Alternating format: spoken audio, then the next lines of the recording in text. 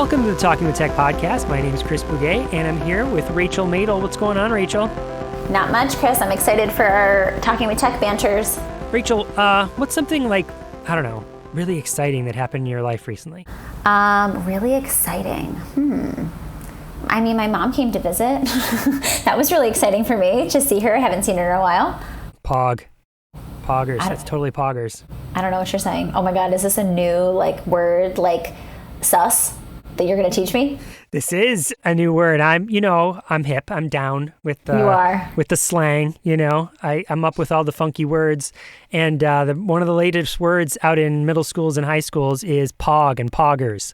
And I bring that up because we often talk about words that you might add to communication devices for those quick fire phrases and for social situations. And I feel like it's our duty, Rachel. I feel like it's especially mine because I have two kids here that can teach me about this new vocabulary that we have to bring it out on the podcast. So pog, back in the day, pog, P-O-G, meant this little, did you have them? Yes, and I had the coolest slammer ever.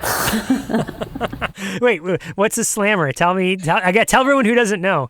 Okay, so was it pogs plural? Is that what it was? It was. The game? Okay, it was it was so crazy how cool it was. But it was just these little cardboard circles that you would stack up, and then I forget actually how to play the game, but the slammer was what you would use to try to flip these little cardboard circles, and they had all different designs, and I had cool unicorn. I had a unicorn slammer. That's what I'm thinking about right now. I can see it in my head. And the slammer was just this little plastic circle that you would use. And I literally don't remember the point of the game, but I remember it was all the rage, and everyone was comparing what pogs they had and what slammers and all these things.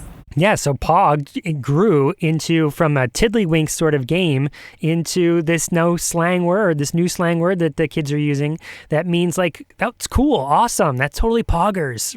So interesting. I would totally add it on to a communication system. I'd be teaching how to spell it, right? I mean, and using potentially word prediction, depending on each individual student, though, would be in my thought process of how do we add Pog and poggers? I love that, and I think it's just an important reminder, start listening to, the cafeteria and all of the places where kids are communicating, because we want our kids who use AAC to have access to the same types of cool language as all of their peers. And I also think when you do this, think about how fun it would be if an AAC user rolled up and was oh, that's so pog, or poggers. I don't even know how to use it. I clearly need to learn.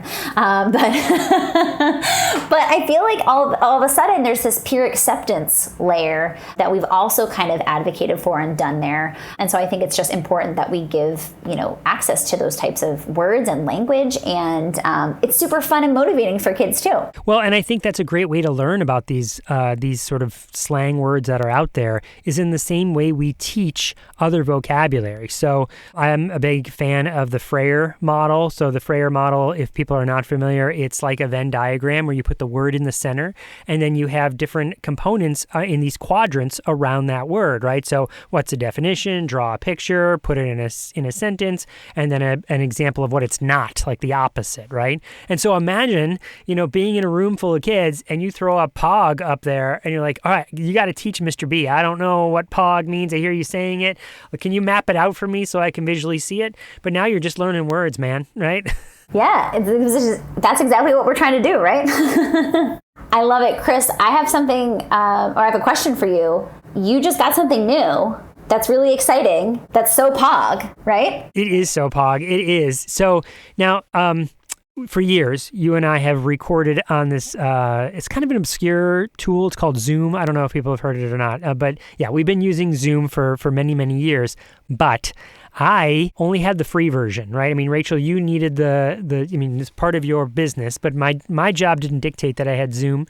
And my job, we use Google Meets and we use Microsoft Teams. I didn't really need Zoom. except for this one thing, doing the podcast together. And so for a long time, when I would record interviews, all the interviews that people would hear, when you're not there, it was just me and somebody, we would use my Zoom, which was the free version of the Zoom. Why would I buy it, right? And so finally, I was able to use our Patreon money to buy a subscription to Zoom. So what that means, how that's better, is that so often the people who are former interviews, people who have been on the podcast before can tell you there have been times where we said, okay, we're up at 40 minutes, so we're going to send you a new link and we're going to have to do that. And they're super gracious about it, right? But all that is wasted time. It's all more editing work for Michaela. And because of our awesome Patreon supporters, I was able to finally subscribe to Zoom.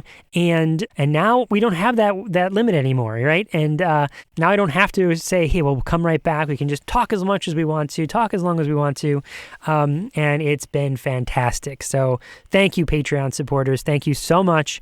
That, and, I've sent out little pictures and things in the past, but I've got, in the closet here, you can't hear it, but Rachel, right now you can't see it either, but there's this foam, up in the closet to keep that's from the Patreon supporters. The money that people put into Patreon, we turn around and we put it right back into the podcast. So thank you so much for all of you that are supporting through Patreon. Yes, we can't say thank you enough. And it is so humbling that people decide to support our podcast and love our podcast. So, that support financially helps us maintain this podcast and continue to do the work that we do, to share, all of our episodes weekly, to support our team who works so hard to put this podcast together too.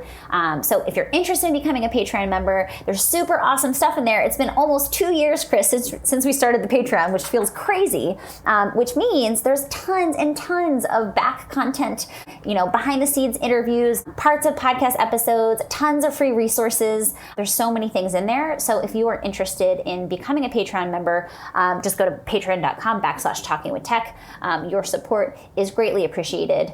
And there's also tons of, great resources that have to do with AAC in there. So at this point, it's, there's so much that you could go through and benefit from just because we've been doing, the Patreon for almost 2 years now. All right, Rachel, I guess it's time for me to dip. Is that a new word? We're going to have to talk about that next week. That is another new word. It means leave. I'm learning. We dipped out of the basketball game or whatever, the football game. I'm sorry, you did what? We dipped. You know what that reminds me of? Sorry, I have to say this. Remember that song, When I Dip, You Dip, We Dip? That's what it reminds me of. All right, so before we dip, without further ado, here's our interview with Lory Chrane.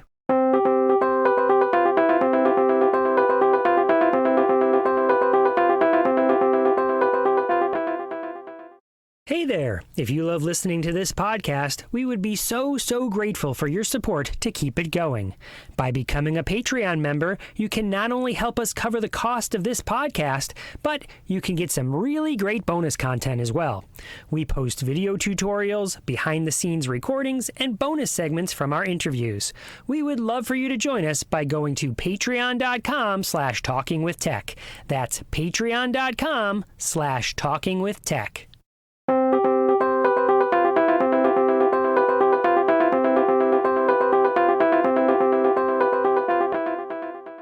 And I'm here with one of my favorite speech language pathologists, Lory Chrane.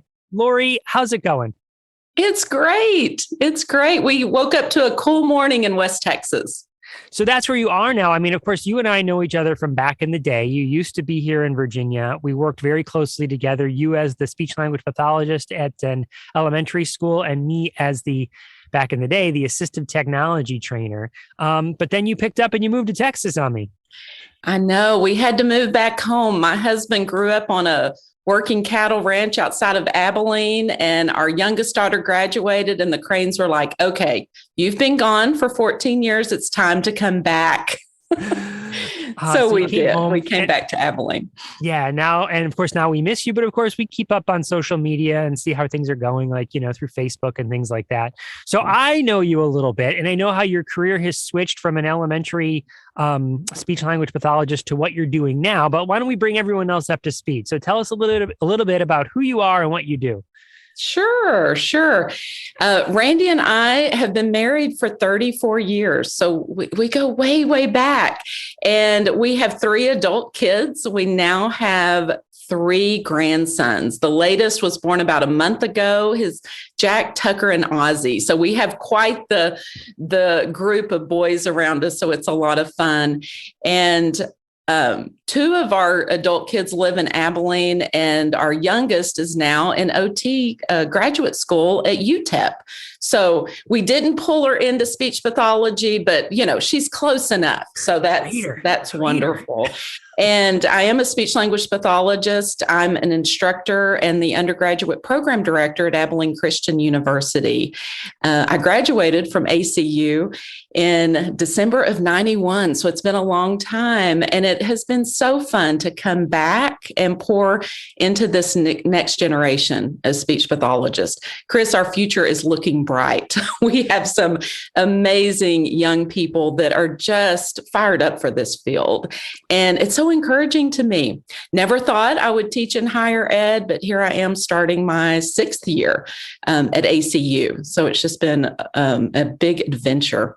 That's amazing. So it's really like coming home and going back to your roots where you started. And Yes. So there's 1, getting paid for it, but 2, that's sort of giving back to the community that you came from. Yeah.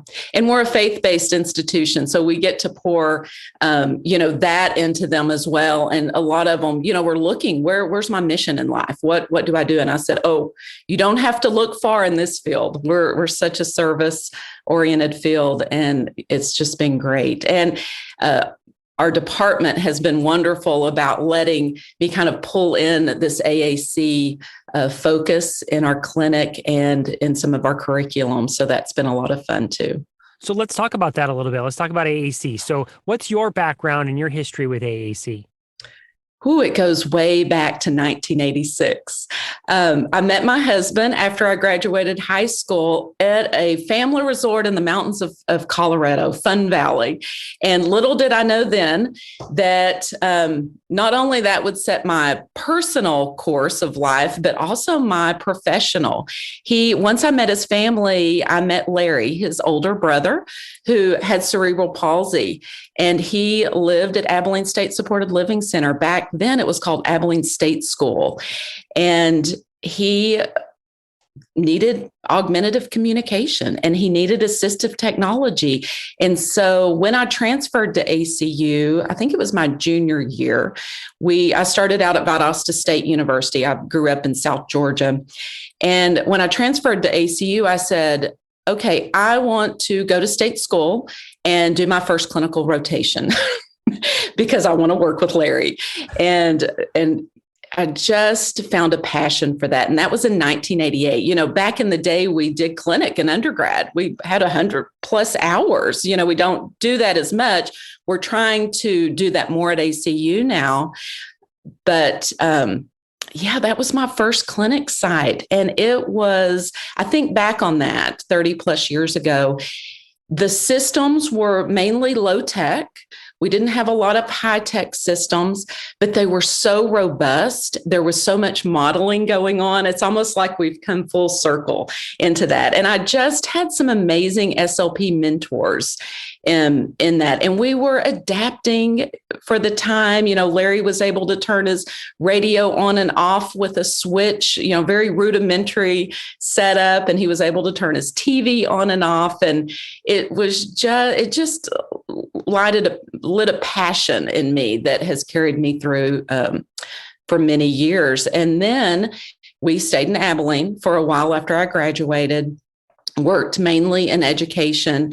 And then in 2001, a week before 9/11, we picked up and moved to Northern Virginia. Little did we know.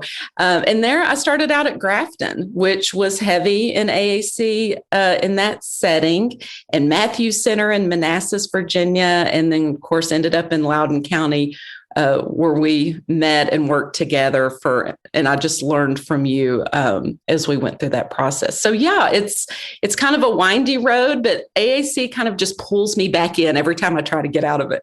Yeah, you've never really been far from it, really. And now you're teaching courses that involve AAC. So let's talk a little bit about that, because you had mentioned how the future looks bright. And I would imagine people listening to this, that depending on the university they're going to or the university that they went to, looking at the pre-service teachers. I feel like across the country, across the world, that's a little hit or miss. Like some speech therapy programs, even you said like the history at your university is like in the last couple of years is where the AAC has had a focus. Can you talk a little bit about that? Like, what is the instruction, maybe the history of it, and then what does it look like now? Like how, if I was going to go to your college and I was going to be a pre-service teacher, what would be my experience with AAC? Yeah. Well, we are trying to increase that, definitely. About 4 years ago, one of the last times I was able to attend the AAC Pittsburgh conference, it was a focus conference for university professors teaching. And I had not yet taught our first AAC course. And, you introduced me to AAC Pittsburgh years ago. And so I went as an SLP. That is the training that Bruce Baker provided in Pittsburgh and was just phenomenal. And I really just lucked out when I called to find out, hey, are there more trainings? I would love to come again. And they said, in about a week, we are hosting university professors. And I said, okay, I'm coming. And I did. I hopped on a plane. Our department chair said, yes, go. And that really helped lay the foundation. We were able to come together and talk about what we were doing at our universities.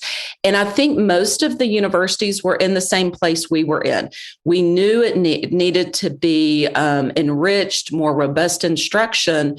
We just weren't all sure where to start with that. And so really just kind of mentoring each other, sharing syllabi and seeing what textbooks we were going to use. And it was just such a rich experience in that. And really, we've just grown from that. I made some contacts that are in Texas. I met Deanna Lennox at that training, and she's become a really good friend and consultant with me and sounding board, when we're not sure which direction to turn. So, and of course, Chris Klein, we're all friends with Chris, and hopefully I'll get to share a little bit about a project we're working on together. We meet about once a week right now, working on a nonprofit.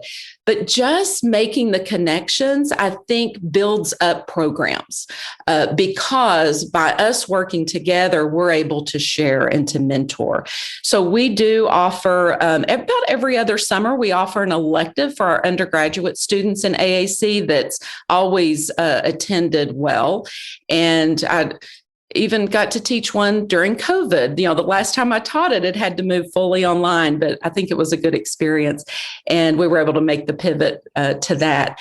And then I also teach a graduate course in AAC for about 8 weeks. And then, of course, all the clinical experiences. I think the students really realize the power of that knowledge when they're able to go out. And some of them, honestly, are educating their supervisors. Because, Chris, like you and I, if you didn't specialize in this, we didn't have coursework in this. And so it's really helping them bridge that gap. And they don't realize that this was not a heavy area in our coursework in graduate school in years gone by. They think it's normal and that everybody is learning about it.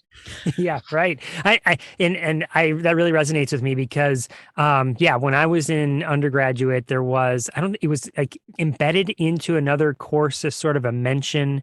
I had some experience in my undergrad where we had like an event where people came who are at the university level, who are AAC users, and we got to spend time with them. But that was about it. And then graduate school, not much more. It was like a half a course on it. And when you think about how prevalent it is now in schools and in other environments, I mean, you are for sure going to have more AAC users than you're going to have people who are working on fluency, for instance, right? But fluency is probably a whole course in most programs as opposed to AAC. Do you think I'm being fair there? Oh, definitely. And especially depending on the setting you're in. Like you said, the schools, you're going to have AAC needs within those settings. And so, yeah, I think that has been the challenge, and also the benefit of having a department that is so open and accepting to pulling that in. I get emails all the time from previous students, current students, that are in their clinical placements. I've received an email last night from a student that is in a school district and is challenged because, the device isn't working, the Wi-Fi isn't working when they're in the school. So, I've got to make a backup system and I need help. And I said, okay, let's problem solve. So I think that even more, class time is important. Having the coursework, laying the foundation is important. But teaching them how to learn and how to problem solve and to meet these challenges head on, I think is the biggest gift that we can give them. So they're not fearful of AAC. I think sometimes it can be very intimidating.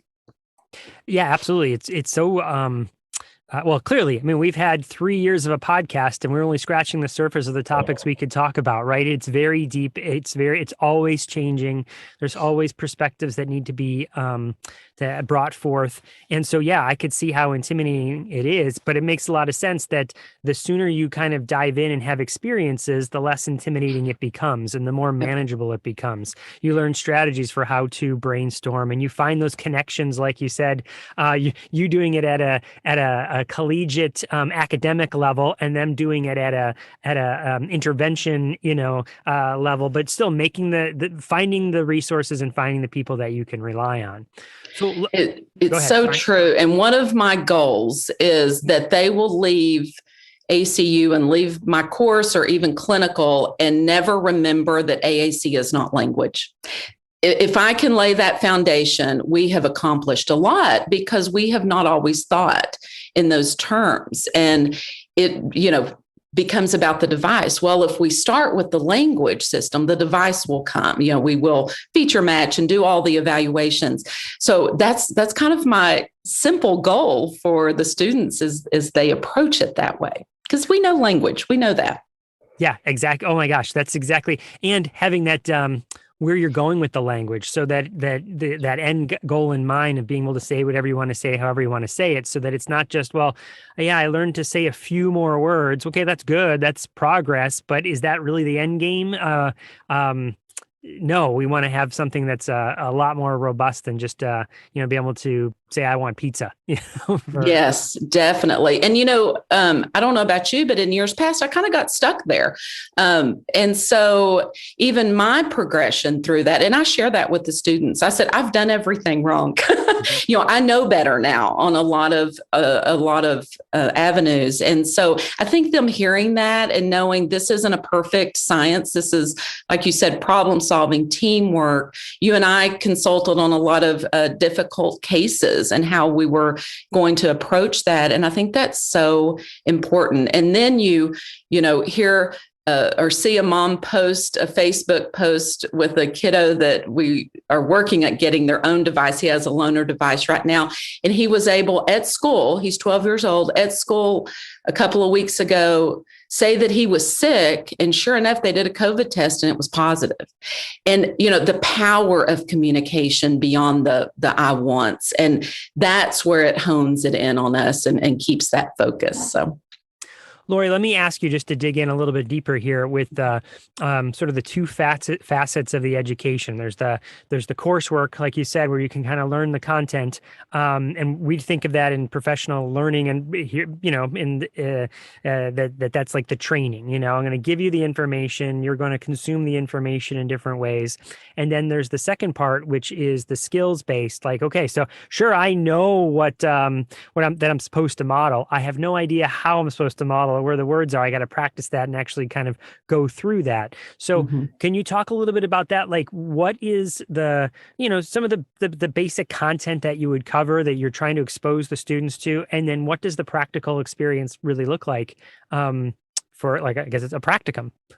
Yeah. Well, I have a passion for experiential learning and interprofessional education. So we try to approach it from both those avenues. and giving those students the ability to practice and to learn. We've kind of coined the phrase in our department, the classroom to clinic connection. And it's not just in AAC, it's with articulation and phonology and language intervention, and pulling all of those together. Because, I don't know if you remember, I try to think back when I was in grad school, even though it was a long time ago, you think as a student, you think very much topics and you kind of isolate those, and you don't realize that once you're out there, it's all going to merge together. And so laying that academic foundation, yes, we need the textbook knowledge. We need to know what modeling or aided language stimulation, what does that look like and how does that play out? We have to know that. But then when you have that client which we have, ACU has a full working clinic, or when you have that client in the elementary school, what does that look like? So a lot of role playing, like I said, a lot of experiential learning, setting up those scenarios. They have a big project where they take their mock client through case history all the way through the creation and implementation of a device. And if they are recommending a high-tech device, they make a backup low-tech just so that they have that experience. So I try to pull everything we do from the text and the PowerPoints and the Google Slides and all of that and the videos, and really put a person to it. I always tell my students in all the classes I teach, this is not a disorder. This is a person and this is a family. And of course, we have Chris Klein come talk a couple of times a year to our students, and that is powerful. His words and his example is powerful. So I think just pulling in as much as experiential learning and interprofessional education that we can do. We have a master's OT program at ACU, and we have social work and licensed school psychologist, and we have an IPE department. And so we do mock, in Texas, we call them mock ARD meetings, IEP meetings, and we do simulations as well. So yeah, we're always just trying to make that classroom to clinic connection. Gosh, that sounds like you'd be really prepared when you come out of that, because you've had practice, and I think that the more practice you have, the more comfortable you feel when you're in that real life situation. It just makes so much sense. I hope so. Lory, let me switch gears a little bit. You mentioned this work you're doing with Chris. So can you talk about that a little bit? What's going on? Yeah. So about a year ago, Deanne and Chris and I started talking, and a couple of other people that are friends with her in the Dallas-Fort Worth area. And it was just on her heart to talk about, what does the Christian experience look like for a cymbal speaker? A lot of our families aren't able to attend church services, whatever church that might be. And so we have created a nonprofit called Halakha. It's Hebrew for go and tell. And Chris, has a master's degree in theology. So that's a passion of his. And he conducts Bible studies over Zoom with fellow cymbal speakers. And so we're just brainstorming and problem solving on how we can teach and convey the Bible stories and symbols for families that are in need of those services. So fantastic. So if people wanted to learn more, how would they learn more? We are working on our website now, so stay tuned. Okay, when you've got that, you let me know, and we'll add it to the show notes, and we'll get it all caught up to speed. Cool. Yeah, we're doing some instruction videos, and we're going to use Symbolit. Are you familiar with that? That's the mobile tool where you can kind of talk into it. So it translates anything you say. So yeah, we can talk more about that. So tell us about. So how are you using it? So our idea with Halakha is that churches or even parents, some parents prefer to do the studies at home, whether they're Bible studies or they're homeschooling. And we're using the software Symbolit, where you can choose the device that your individual utilizes to communicate, and you can choose that, and you talk into your iPhone or an iPad, and it translates and the icons generate on this on the screen. And so we can use that. Our idea is to use that in Bible classes. So a Sunday school teacher didn't need a special curriculum. We are including and we are using the same stories and lessons that are being taught to all the kids. And we're able to use that and to convey those messages through that program. Symbol-based. Okay, cool. And we're going to do many training videos also, so that anyone can pick this up and use it. I think it's just about accessibility and equality. All right, Lory, I'm going to change gears again. So I'm going to ask you to climb into your DeLorean, right? We're going to go back in time a little bit here. It was March 12th, 2020. And I was at the Speech and Hearing Association for Virginia conference here in Northern Virginia. I was presenting, and there was you were going to be there. You were doing a session with a colleague, and I was like, "Oh, Crane's presenting. I'm going to go and see what's that all about," because it was all about your work, your international work.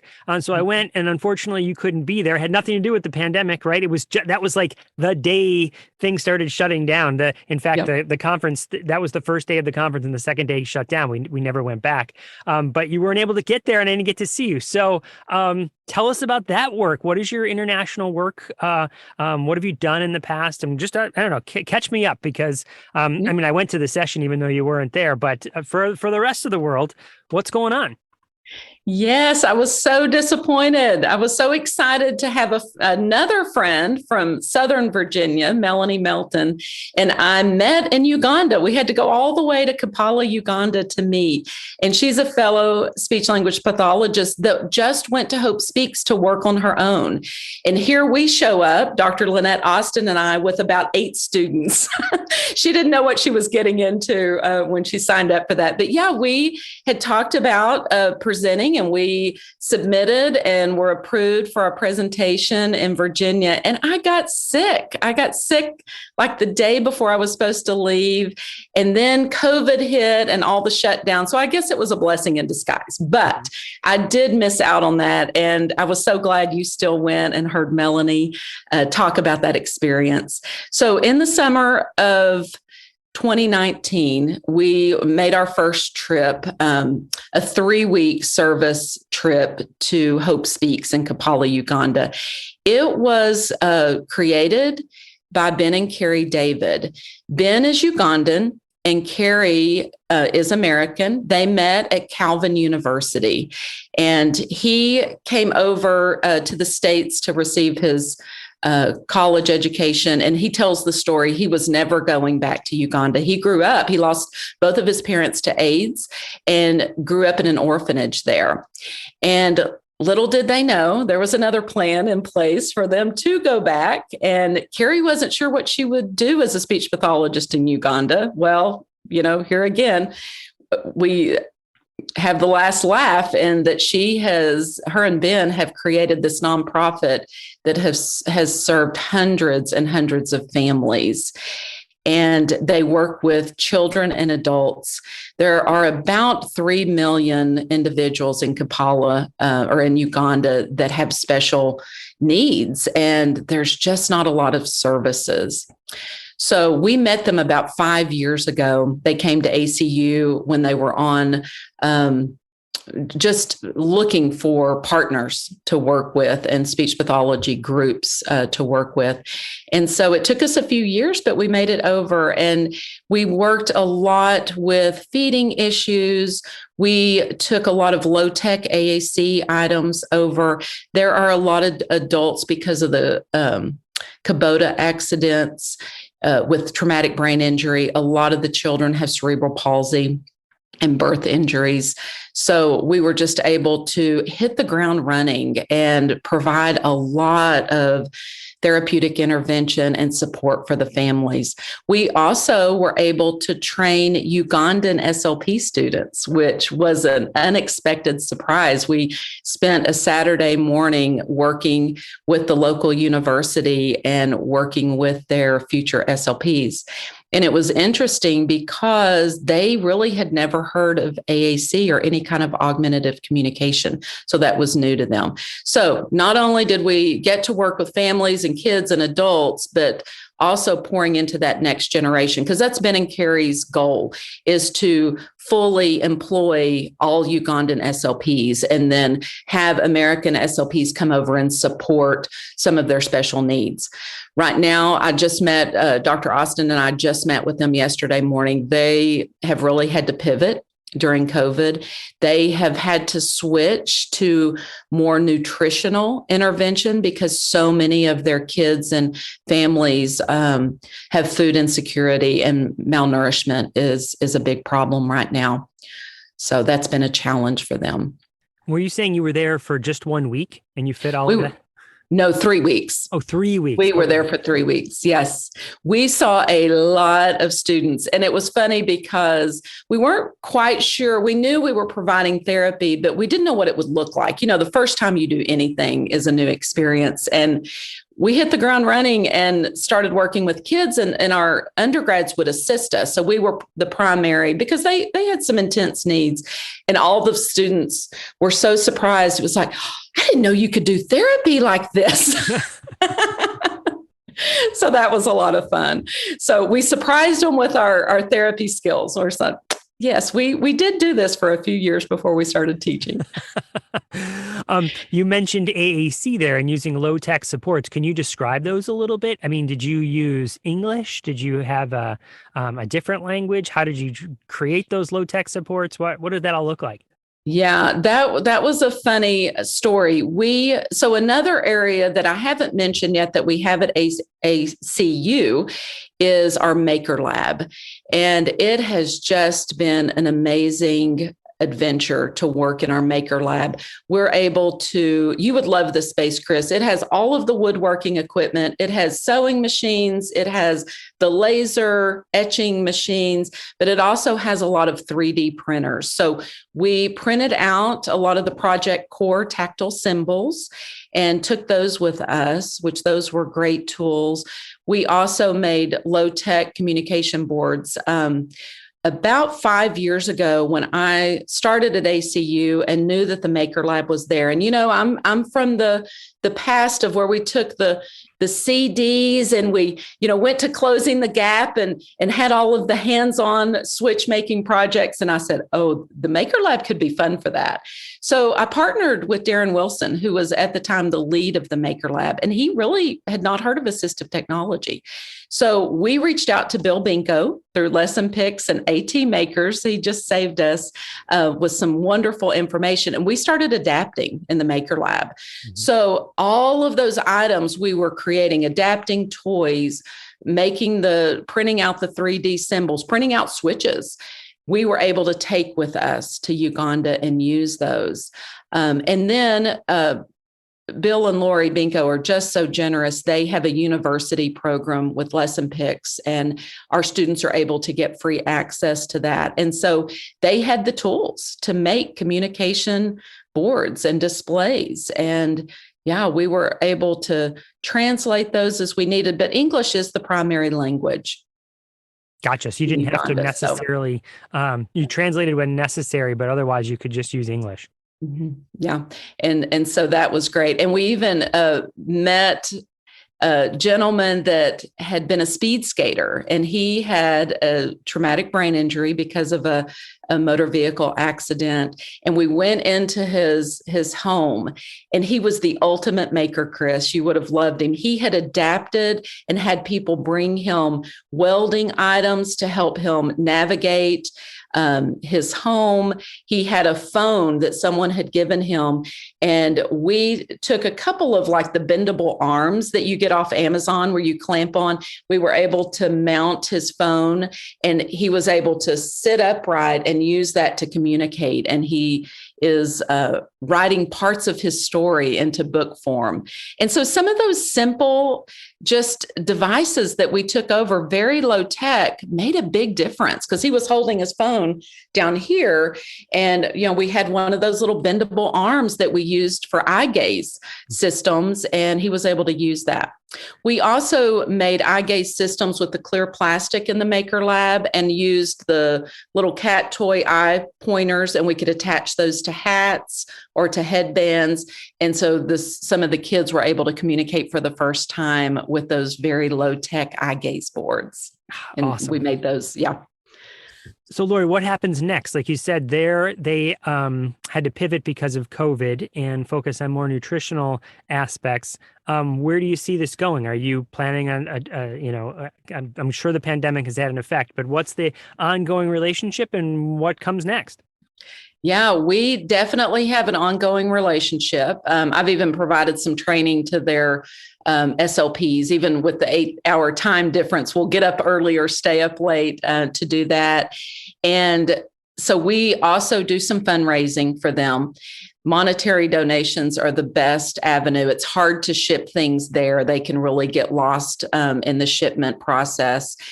And, but we just found out that our department has been awarded a grant from our missions department. It's a new program called Wildcat Academics on Mission. And we are going to receive funding for our students to go back. It's going to pay for their travel expenses, which is just amazing. We're so thankful for that. So we are planning on taking another group of 7 to 8 students this summer. We are hoping our social work students will join us. We've talked to them. Like I said, we love our IPE, interprofessional education, and social work is needed there as well. And so our plan is to go mid-June for 3 weeks and continue the work that they are doing, also providing that nutritional support and education. Many of the parents feel like it's been a curse that their child has a disability or a special needs situation, and just really educating them on the truth behind that and that it's not their fault, and giving them support in that area. So I think Ben and Carrie are trying to make it to ASHA. So if they do, look for the Hope Speaks booth. Okay. And their website is joinhopespeaks.org, and they're on Instagram and on Facebook. Fantastic. Well, make sure we have that in the show notes so people can go and one, learn about it, but then two, if they can support, right? Definitely. They definitely need support. A lot of their children, because of COVID, have had medical bills, and Hope Speaks helps pay for that. So most of the families aren't able to pay for that medical intervention. Amazing. Well, I'll definitely look. I'm going to be at ASHA, so I'll definitely go and try and find them and say hello. So let me ask you, I like to kind of wrap up our interviews with sort of a question about what you're curious about in the field. What's got you sort of jazzed? What's sort of got you, questing after it? What sort of knowledge or information is kind of, I don't know, it's kind of sparking your internal flame, if you will. So what have you been thinking about?